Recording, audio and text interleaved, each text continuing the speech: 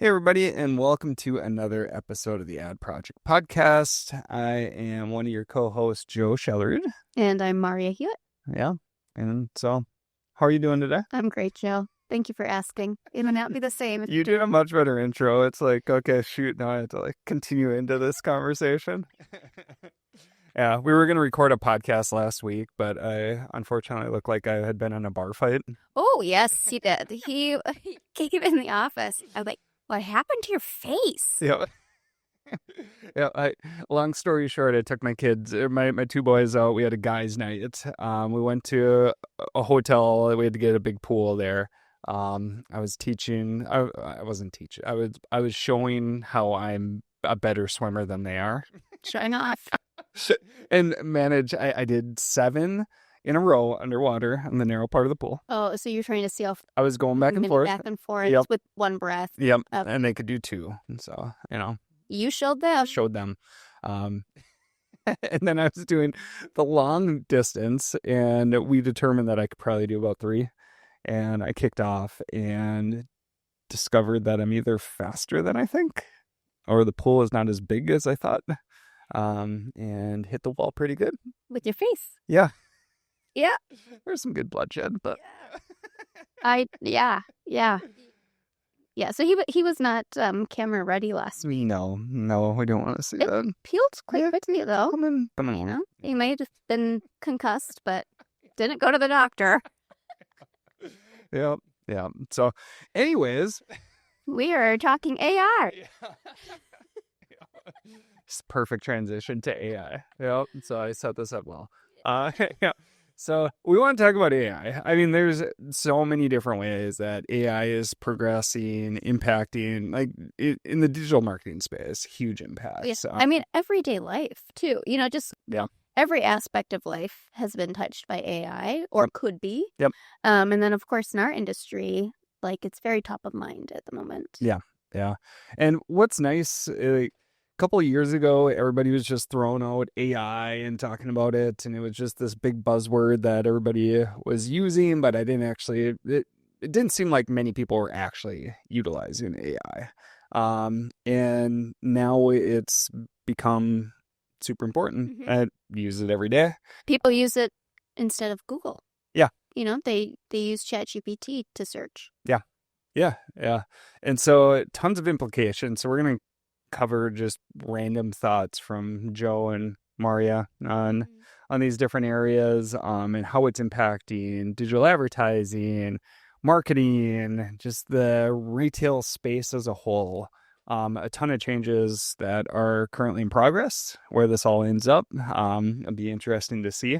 I'm sure we can have many other updates as we go, just because everything's progressing so quickly. Yeah, and of course, we specialize in Amazon ads, and so we'll touch on how Amazon has really leaned into AI probably this past year. I think it was last Accelerate and Unboxed last fall, where Amazon does a ton of announcements. They do a couple dozen announcements at those events, and I'd say a good chunk of them were AI in some form. So whether it be within the ad console, where they're implementing AI, optimization for DSP, things like that, Amazon's really investing in that. So I think Accelerate, we saw the announcement of Video Generator. So they have their creative AI suite that they've rolled out. So that includes video, imagery, audio ads, all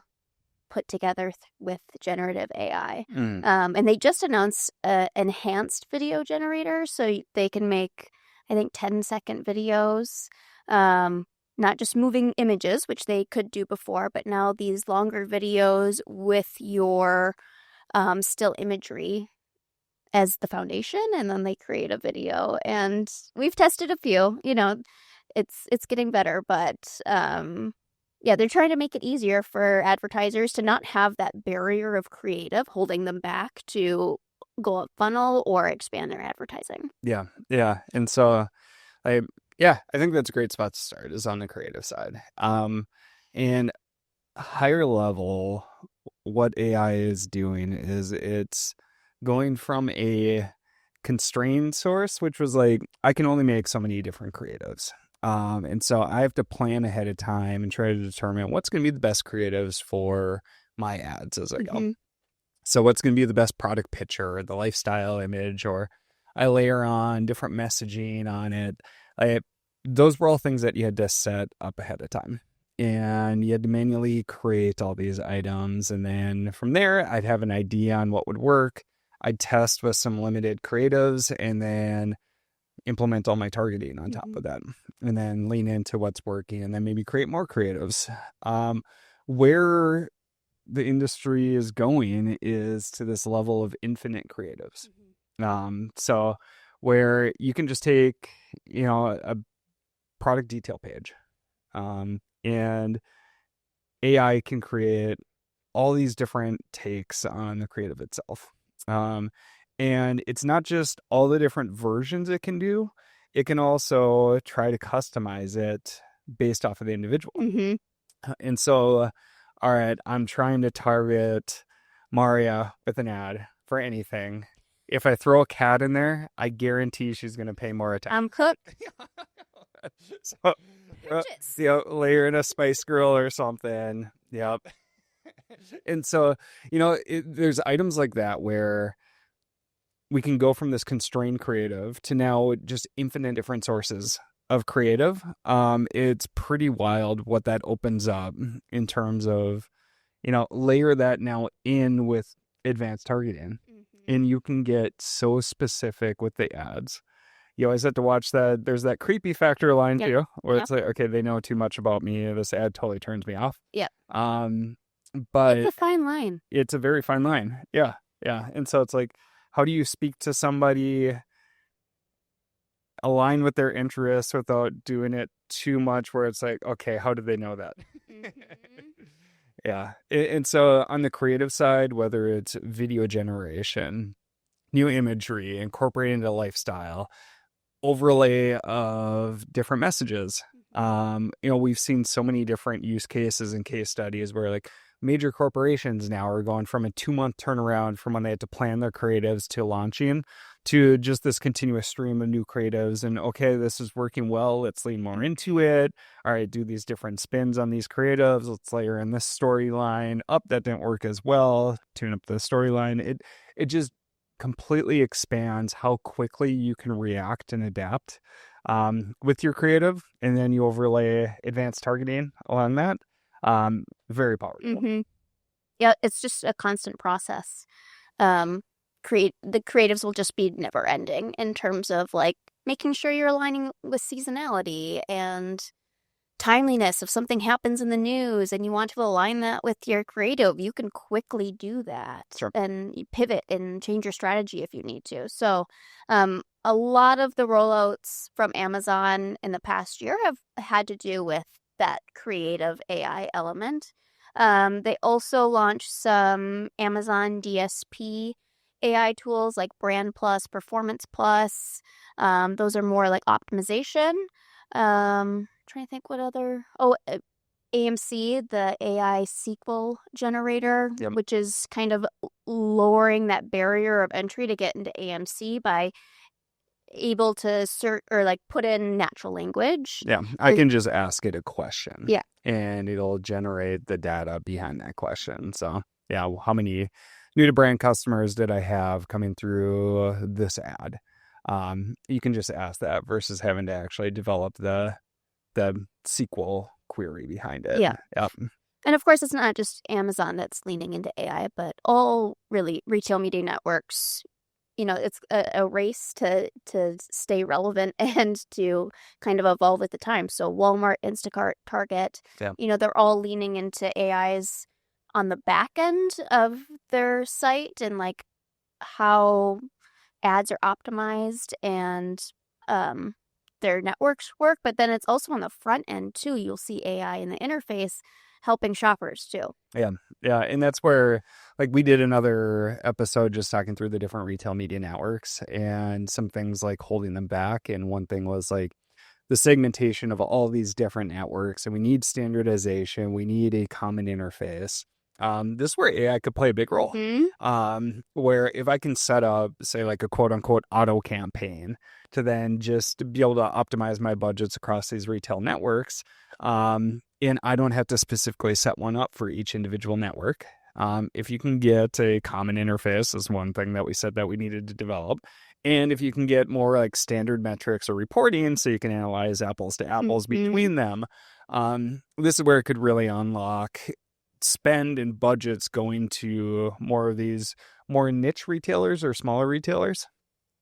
So some big implications there. And where the market as a whole is going is trying to set up more AI optimized structures where you just give it a KPI and then, all right, here's my budget, and you optimize. It decreases the barrier for advertisers to get in. There's always some limitations as you start to roll these out. They're going to continually get better and better. We're continually cross-testing between our full structures and some of the AI generated models and comparing and seeing what does well when and where. But they're continually moving in that direction to try to reduce barriers on the campaign setup and also try to reduce barriers on the creative side. Mm-hmm. So people are more enabled to just put budgets into these different campaigns, and then hopefully you get the results from that. Mm-hmm. Yeah. Well, and AI, of course, is also impacting how people shop. And so, we see AI on the back end of the platforms. But then you also have like Rufus, Amazon's Rufus, who is the AI shopping assistant. And Walmart just rolled out Sparky, which is their AI shopping assistant. I like how they both sound like dogs. Sure. Yeah. Huh. Sound like Yeah. fun. Yeah. Little helpers. Yeah. Happy little helpers. Yeah. And so, people are able to kind of ask questions through that AI shopping assistant, and then it generates listings based on what you're looking for. Yeah. Yeah. And so I think this is going to be a huge shift too over the next. I won't even give a time frame because this is all moving really quick. I've already started using AI when shopping for things. So one is in the research phase. So using like Gemini Deep Research. We're looking for cameras for this setup, for this new recording setup. Like, I could have spent hours and hours investigating that, or I could just put in my needs, have Gemini do deep research. It reviews 150 different sites, looks at different Reddit threads, it does the research, looks at customer reviews, and then gives me this report on which ones I should consider. I can ask follow-up questions. I can have it narrow it down to 3 and cross-compare those more, and save me hours and hours of time. And so I've used it in that aspect. And then the other way I've used it is, all right, find me the best price for this one. And this has actually driven me to buy outside of Amazon a couple times where I would have just purchased through Amazon, but then Gemini was able to find an eBay product that was new, but 30-40% less.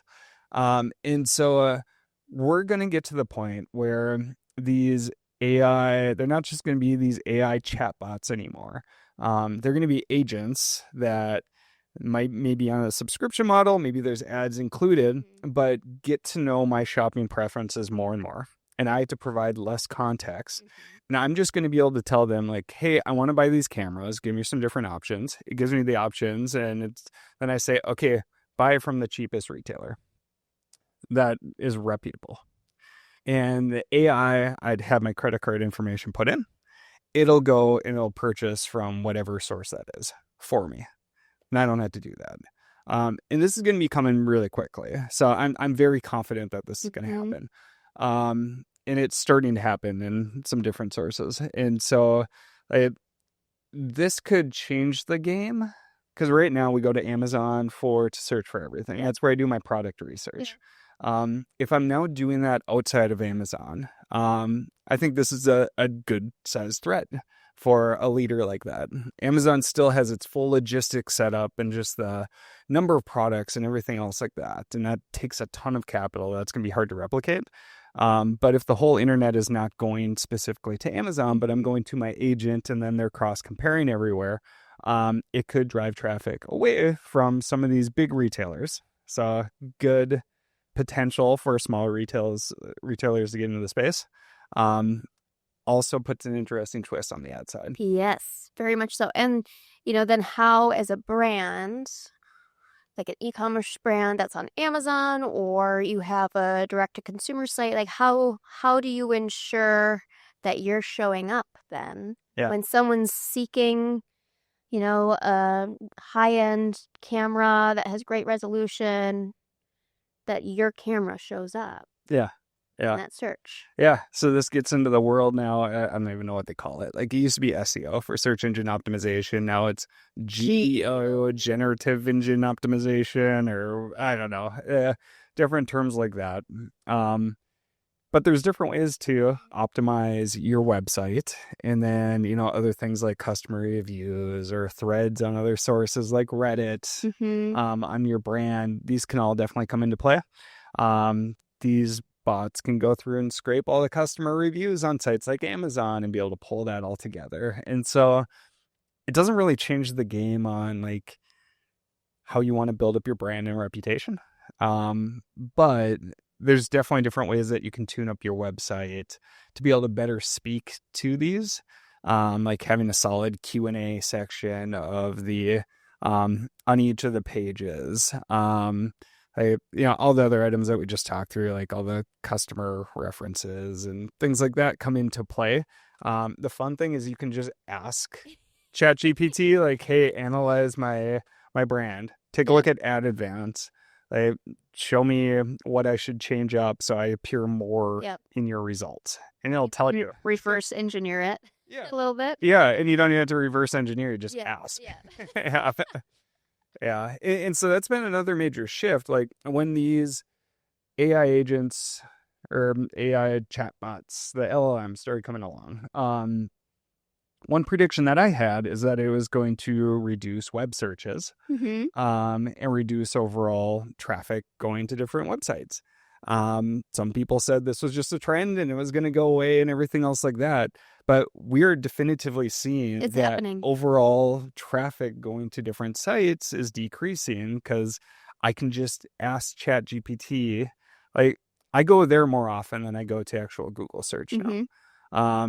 Google search itself is pushing people more towards the AI generated answers, whether they're on top of the search results or else you can just click over to AI mode now and just kind of have the chat conversation. So it's going to continually move that way. So another big trend is expect less traffic going to your sites. If they are going to your sites, they're probably they're going to be high intent traffic, which is good. But some of those other people who are just trying to answer a question or do some brief research, it's going to start taking place outside of a traditional website. Yeah, I'd highly recommend if you do GA4 to start tracking like ChatGPT, Perplexity, like traffic coming from there, because that's something we do at Ad Advance, and over the past year, like our ChatGPT traffic has it's like in the top 5 for bringing traffic into our site. So so it can be a great source of traffic going to your site, and if they do click, they're usually very high intent because I got my initial answers and now I really want to dig into what their website looks like. But overall traffic has gone down, but traffic that comes much more high intent, especially from those sources. Yeah. So in terms of advertising, a couple of key things, so for retailers, retail advertising is a huge profit driver. And so even with different like Sparky or Rufus, they're going to find ways to incorporate the ads into it. Optimization gets a little trickier because if it's more conversational, it's not quite as clean as just targeting specific keywords.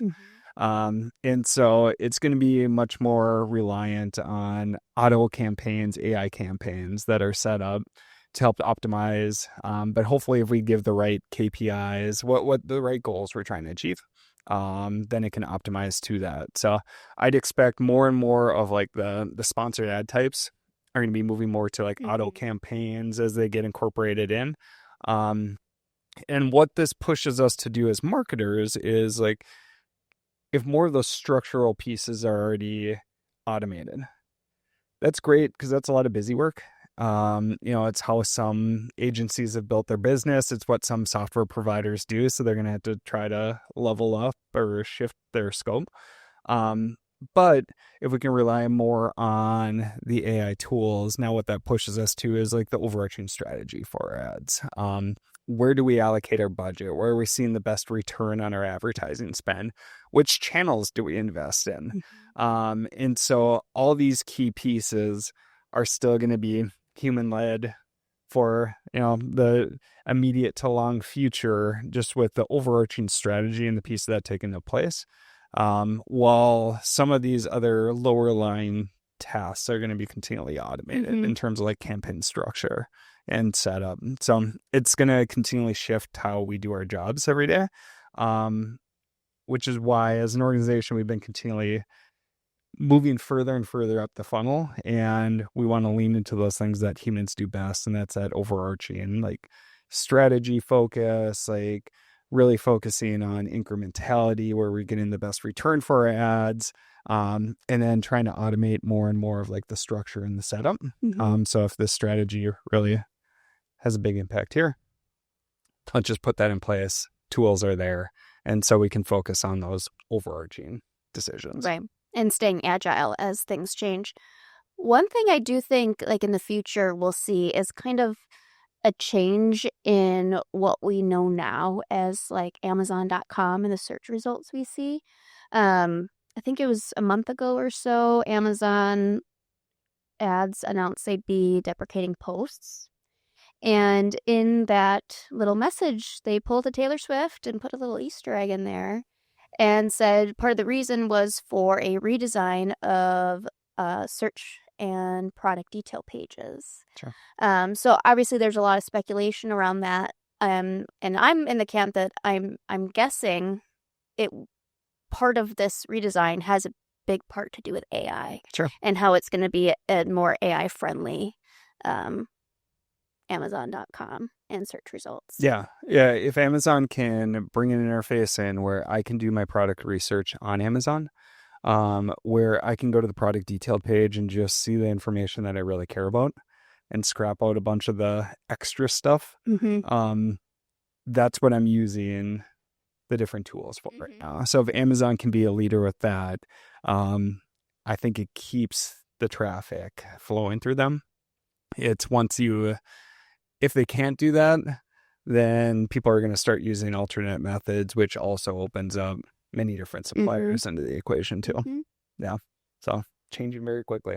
Very quickly. Yeah. And the key thing to keep in mind too is AI today is the worst it's ever going to be. Yeah. And so we always get stuck on like what we can do today. Looking in the future, you don't have to look very far. Yeah. Like timelines to make massive progress are not decades. Yeah. Like it's in the span of like people 3 to 5 years, like a couple of years, 6 months. Yeah. So it's going to be continually progressing quickly. So it's exciting. Yeah. It's fun. Yep. Yeah. It's like, wait, let me put my seatbelt on. We're going too fast. Never a dull day. Yeah. Yeah. Yeah. So yeah, I'm sure we'll have to have lots more episodes like this. Yeah. We could probably do it every quarter. Just talk about the updates. So yeah. So, well, appreciate you listening to it. If there's any items that we covered, any viewpoints that you disagree with, or really agree with, let us know. Yeah. It's kind of fun. So we have these mental models. I have these mental models. I love when people will give me something where it's like, no, you're wrong, and gives me something to think about. It's changing really quickly. Yeah. Let us know. So let us know. Follow us on YouTube. LinkedIn. Keep listening to us on podcasts. Chat with us on LinkedIn. I always appreciate that feedback. So, well, as always, we appreciate you listening to the Ad Project Podcast, and we'll see you on the next episode.